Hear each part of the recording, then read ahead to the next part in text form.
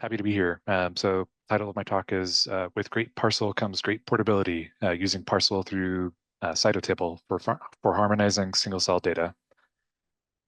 Just a little bit about myself and where I'm coming from. So I'm Dave Bunten. I'm a principal research software engineer working with the Department of Biomedical Informatics with University of Colorado Anschutz Medical Campus School of Medicine. And specifically, this work was done as part of my efforts through the Way Lab, led by Gregory P. Way, and also with a bunch of support from the lab. So big thanks to them. So a bit of background. So this work is part of the bioinformatics domain, where we're working on image-based profiling.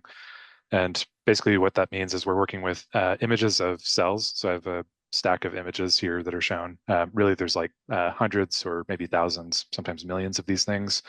And these are microscopic images of cells or cellular components that are stained using various stains to help show and highlight different compartments or different components of the image. We then go through a little bit of segmentation, basically drawing outlines around different components around those things. And then we turn those things, all those outlines and segmentation measurements into a bunch of numeric data, where every row usually represents a single cell. And then we'll have anywhere from like 3,000 to about 4,000 columns worth of feature data about those cells. Now, why do we do this? So this data derived from images helps us to understand biological phenomena. The information is used to help cure diseases and improve lives, which is directly what we're working on with the Way Lab at DBMI at CU Anschutz. And images are also a really cost-effective way to gain these insights. There's also a large open source corpus already available for these types of images. Over here on the right, this is a UMAP. It's a dimensionality reduction technique that we can use to take, say, like 4,000 columns and collapse that into just 2 dimensions, and then look at all those single cells together to find patterns.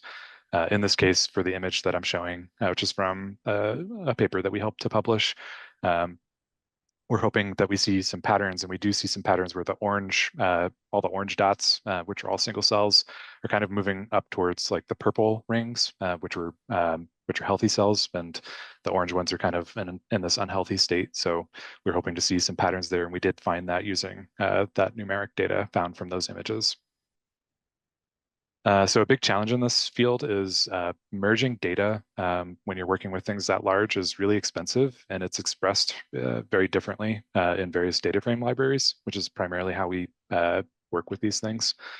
Also, single cell feature data may entail many different schema. It's like different column names, different data types, different file formats from various ecosystems and microscopy products. Sometimes we're pretty much stuck with what we get from those products, and we don't really get an option to change those things. And when you try and use things like pandas and polars on a single machine, it ends up just really making those machines sweat. And it's not very memory performant. It can take a long time. Sometimes it causes the machine to crash. So this is a big problem that we face, in addition to sort of like the different schema and trying to convert those things on the fly. So a solution that we came up with is called CytoTable, and it addresses these things through scalable data harmonization. And our target for this solution is to provide a Parquet or AND data output, which are both scalable solutions, one of which is more common in this field, but Parquet is also a big player when it comes to large data handling. So how do we use Parsl? Parsl is a big time enabler of this work, and something that we migrated to. We originally started with something called Prefect, which does workflow orchestration, but we found that Parsl was a better fit and had fewer memory problems. CytoTable uses Parsl to orchestrate all this work through paginated data harmonization. And we implement a kind of map reduce algorithm through paginated maps and concatenated reductions. And here I have like a little drawing over here. Basically, we might start with maybe 2 tables that are representative of, say, like the nuclei, and then say the cytoplasm of single cells in those images. And what we do is we paginate those data using the records. And so we might end up with like row one um, of one set of data, and then row two of another set of data. And then we go about paginated joins. So we're taking all that paginated data and we're joining on sort of like smaller chunks of it. And then finally, we can optionally concat that result from all the paginated joins into a final result that's a single file, or it could be many files composed that help to compose a single data set. Um, so this helps us to achieve portability at scale. So CytoTable is managed using PyPy packages, including Parsl. So we distribute CytoTable using PyPy, and Parsl makes this very easy because Parsl is also available on PyPy.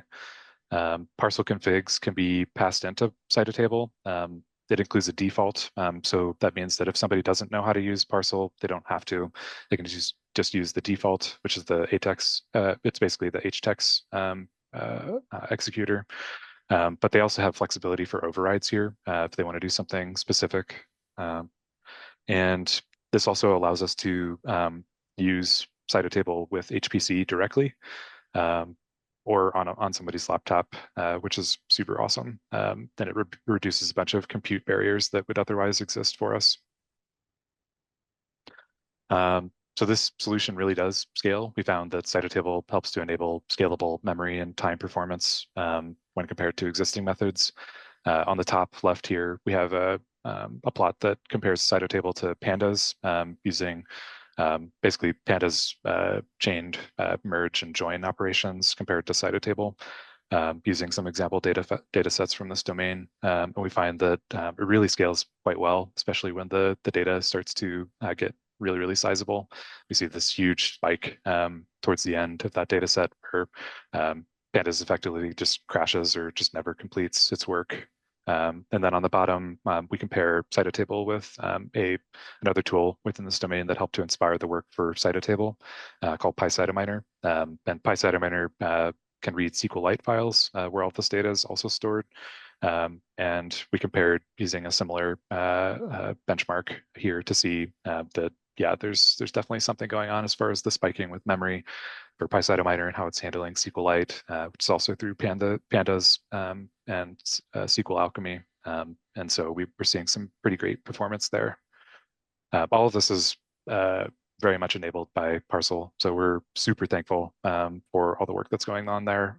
And it's really exciting to see just how portable it is. I think that that's just a really big selling point for us, that we can just package it up along with a PyPy distribution, and it arrives in somebody else's computer, and they're able to get their work done, get their research done. So thank you a bunch. I'll take any questions and comments. And if you'd like to find out more, please find our preprint. We have a preprint available called Scalable Data Harmonization for Single-Cell Image-Based Profiling with CytoTable. And we have our GitHub here, and then also CytoTable is part of a larger open source ecosystem called the CytoMining organization. So we'd love for you to check us out if you're interested.